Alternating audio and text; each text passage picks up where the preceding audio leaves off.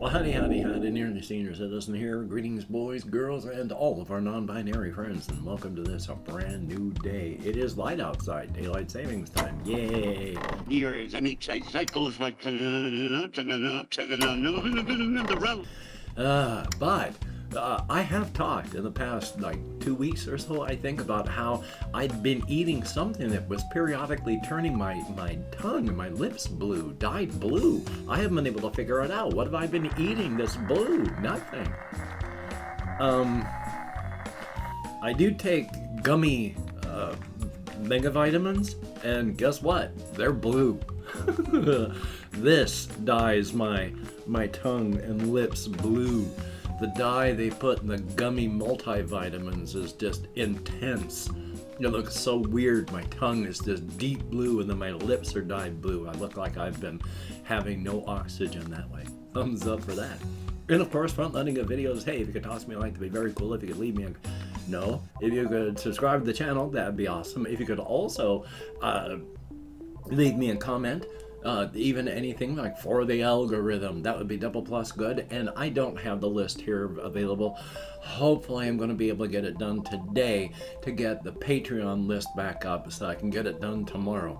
So I'm very sorry that I haven't, but in the video description there are links to my Patreon, also to a PayPal for donations, an Amazon wishlist link for stuff like cat food, a post office box where if you send me anything at all, even a postcard or a keychain, I will open it up and show it off in video. So thumbs up for that, and front loading of videos over. Yay, thumbs up, and thank you all. Oh boy. Here is hoping I can get that done today. Executive dysfunction and more just sucks. I still need to call my genetic father, since he called me like probably last week and some. So, being time blind, so much fun. Yay. But past that, I've been surviving, and that is good. I did my vlogging. I did some relaxing, and then I had some minor falling asleep issues, and then around 1 o'clock, 1:30-ish, I started to record the video that I did with the no quest stuff. I made some mistakes in the video. You know, that happens. And when I mean in the video, I mean while I was playing the game. And there were some minor editing issues too, because trying to get used to Filmora, oh boy. But it was fun. But then I finished with the rendering and the uploading just in time, 7 o'clock at night, to go walkies. So I can't, that's too long. From like 1 o'clock until 7 o'clock, I can't do that. I gotta figure out a better way to get this done. Thumbs up. But still, it was fun to play. I enjoy these games. They are fun. Definitely a good thing, and I've got more than enough time. I've been disabled and unable to work since 2005, so yay. I used to work as a nurse's aide, and that's how I destroyed my back. Unfortunately, with my scoliosis and a whole bunch of other issues, my spine is just a mess. Even before I got into the nurse's aide work, I didn't know my back was a mess. I had a lot of back injuries happen until my final one in 2003 that it broke me. I still, if I've mentioned before how if I can even carry 15 pounds, it hurts. Carrying stuff on my back hurts. Carrying anything hurts. My back is destroyed. I have so much nerve damage, it's not fun. But that's why I use cannabis for pain control. Before I was using cannabis for pain control,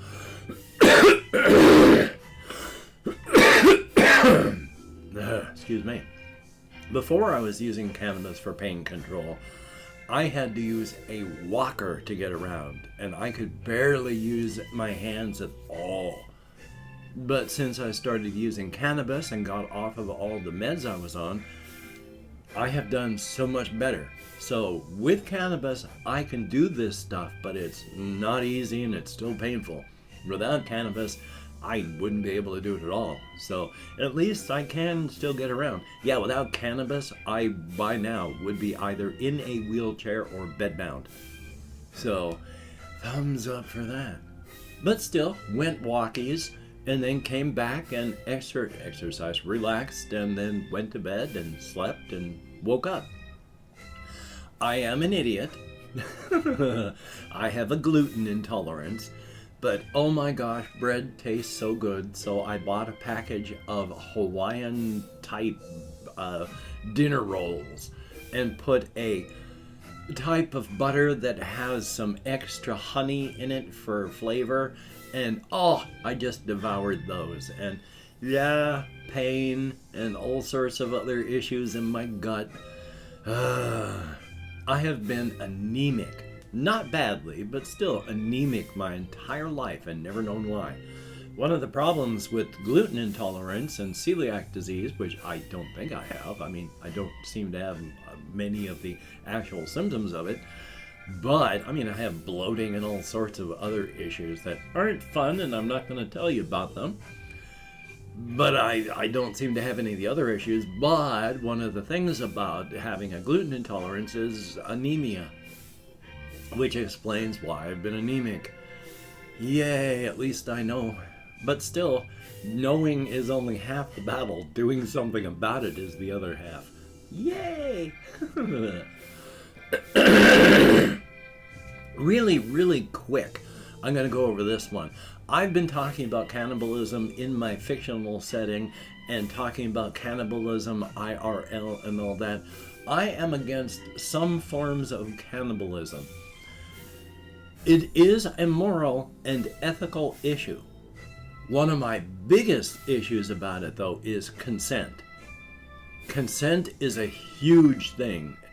Having your bodily autonomy and agency stripped from you by not having consent given is one of the worst things for any reason, whether you're going to be, made not alive anymore, or if it's going to be, well, we're going to paint your nails. I don't want my nails painted. Put your hand down. We are painting your nails. It's like consent is important. Bodily autonomy and agency is important. That's one of the biggest reasons. I mean, if we could have ethically sourced human meat, I have often thought about the fact that, yeah, I would actually eat ethically sourced human meat. Only if I could be guaranteed to, over a period of time, be able to eat about 200 pounds of it so that I could say, in all seriousness, I have devoured an entire human being. But we don't have consent, and it is dangerous. Unfortunately, prions, which are improperly folded proteins, really live inside of our neural tissue. And eating neural tissue is dangerous because of that. And there's no way to treat if you have prion infections. You can't heat them up. They're still proteins. And proteins can resist huge amounts of heat. You would destroy whatever the prions are in to destroy the prions. That ain't gonna help. And so, well, now I can't remember the other one about it, but oh yeah, you can't use any antibiotics or antivirals because it's proteins from out of your body. It's still part of you. But it is a weirdly improperly folded protein, the prions, and that is unfortunately one of the big problems with neural tissue. That was why, was it 20, 30 years ago with this whole mad cow disease epidemic that like Britain and such had, the bovine encephalopathy that where it ate holes in your brain. Yeah, those were the folded prions that were eating up their brains inside of there. You gotta be careful. You eat neural tissue, you're asking for trouble. And the problem is, of course, we have a lot of neural tissue in our bodies. Our gut is filled with neural tissue. So, yay on that. I mean, it's a good thing, just, really, don't eat human beings, because again, my biggest thing is consent. Consent is an iffy thing as well, because as I mentioned the other day, and I'd mentioned to my therapist, depressed people make bad decisions all the time. People are going to make bad decisions. We do that. So, a good thing to do is don't even go in that direction, because consent can be given when it's not really being given. If you got a depressed person who's making a bad decision, that's not really consent. Never make a decision that you cannot walk away from when you are not thinking clearly. And you are not thinking clearly not only when you're depressed or sad, but when you're happy or joyous. You are out of the homogeneous zone of thinking, and you're way up here or way down here. And that's not clear thinking. You need to be right here to make decisions. Never make a decision that you cannot walk away from when you are thinking unclearly. So join on that. But yeah, don't eat people. It's not really a good idea. Again, as I've said, I am also morally opposed to cannibalism, even with all my various thoughts, because I'm a human being. I am contradictory. I am large. I contain contradictions. What else do I have on here? I'm going to talk about Filmora for now. The actual process of editing with it. It's mostly pretty easy. It treats effects and such so much more differently than Filmora that's tough to get through than Filmora, than HitFilm did.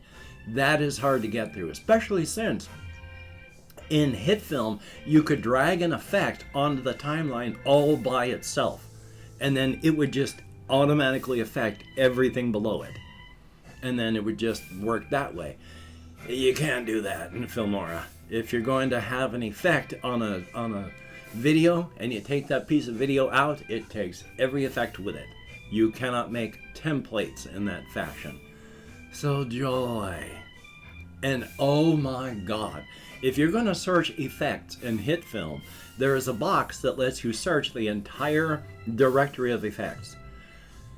Filmora divides everything up by audio and transitions and text and elements and split screen. And if you want to search for a particular thing, you need to go to that directory to look for it. You cannot meta search all the directories. You have to remember which directory it's in so you can search that directory. And it doesn't seem to just look for an effect.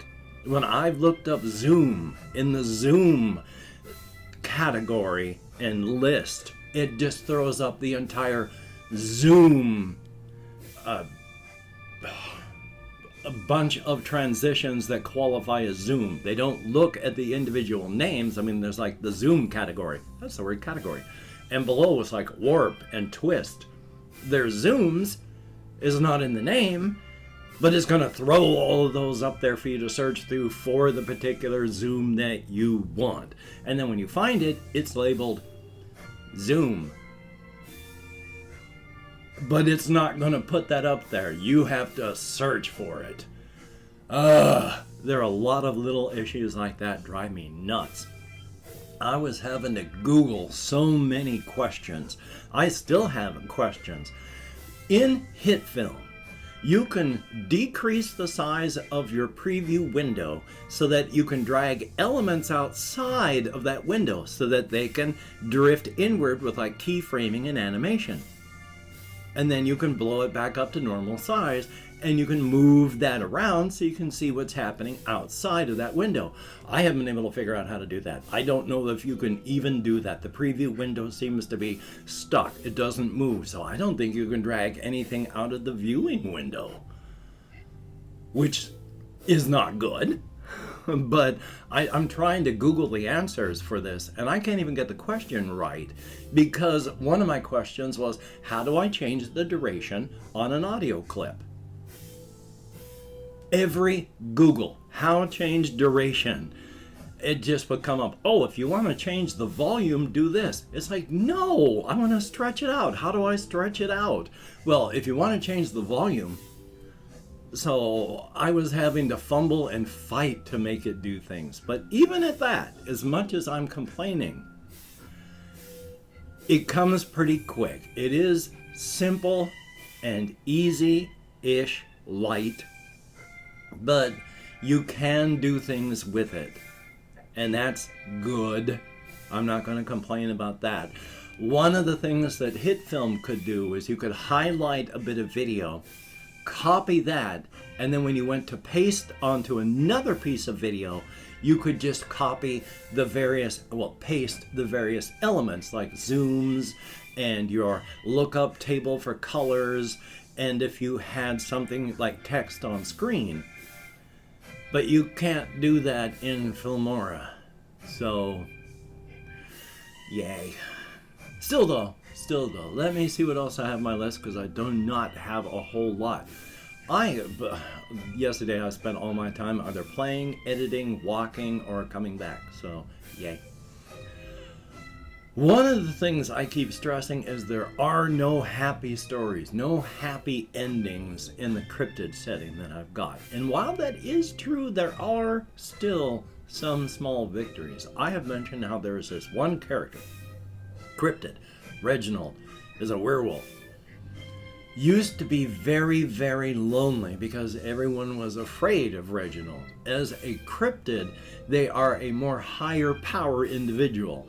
And the people around in Brookerton have always seen Reginald like eating everybody else. And just, they've been afraid to go near him because they don't want to be eaten.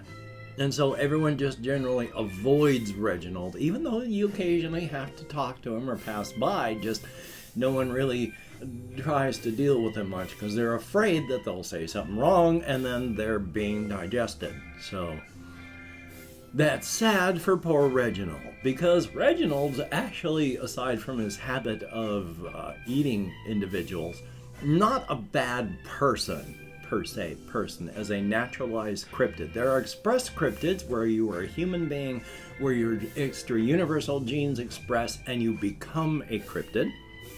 There are naturalized cryptids whose parents were cryptids. They've always been, they are now. If they reproduce, their children will be. So you can be an expressed cryptid, have children that are cryptid, and they are naturalized cryptids. He is a naturalized cryptid. But he has a lot of little neurotic things going on. He doesn't devour people and other cryptids just because of hunger or anger, hatred, or just being fickle. He's fairly neurotic and tends to do things like stress eating. Feeling even slightly stressed has to comfort eat. And of course, human beings and other cryptids are his comfort food.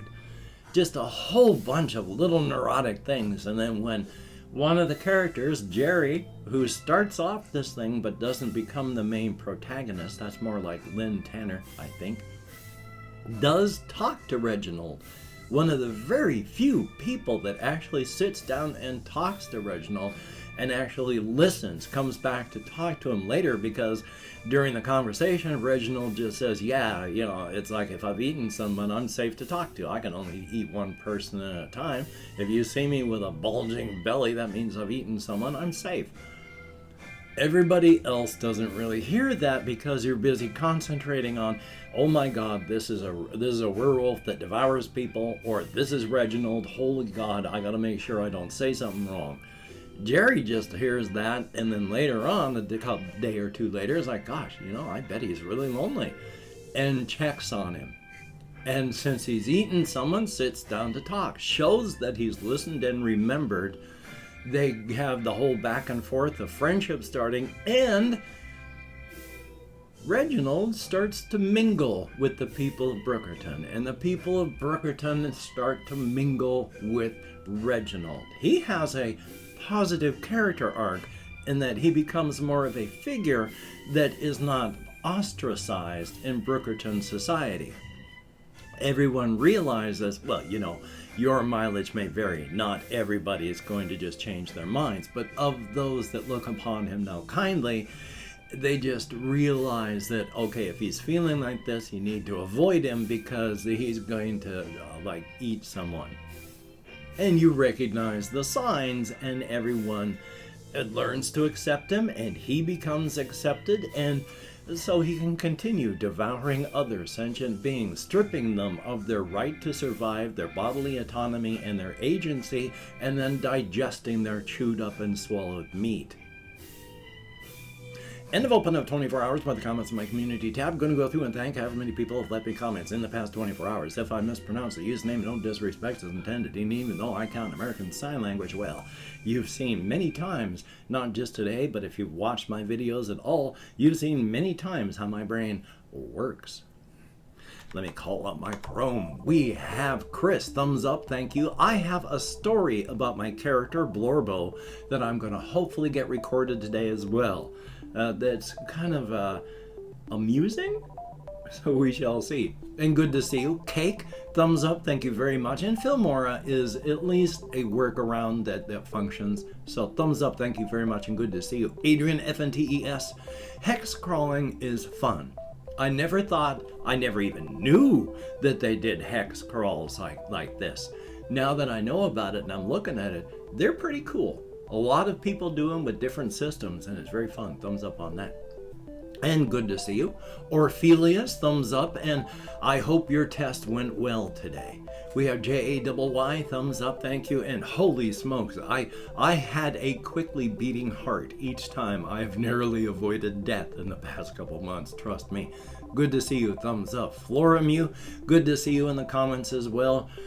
And yeah, once again, I am morally opposed to cannibalism, but mostly because of the whole lack of consent thing. Plus, I mean, still, prions are frightening. Oh my God, are they terrifying. Ben B, thumbs up, thank you very, very much. And Cold, yay, and kitties. And then we have Kinsey, thumbs up, thank you very, very much. Jesse Koskinen, always good to see you, and that is it. 9 people who left me comments in the past 24 hours. Thumbs up, thank you. You get me out of my head, into the world, dealing with real people. It is appreciated. Definitely a good thing. Well, it being Monday, I've got a ton of stuff to do that's not even related to it being Monday. But I have a ton of stuff to do today, so hopefully I'm going to get it done, as well as making a few phone calls. So thumbs up on that. If I can't, I'm not going to beat myself up. Beating yourself up doesn't help. And of course, if you've watched this far, again, thank you so very much. It is appreciated greatly and muchly. And of course, with everything happening out there in the world, please just take appropriate care and precautions for your situation and location. You don't need to get sick or hurt. You don't need to make other people sick or hurt. You don't need to stop living nor make other people stop living. So just be careful. Thumbs up on that. And of course, when you're crossing the street at night, listen for that bus. Oh boy, because if you hear it, it really doesn't matter if you're going to run. So just accept your fate. You're going to get smeared. That bus has your name on it. So, until we meet again, you take care. Have a great day today. I will see you on the flip side, and that is a very good thing.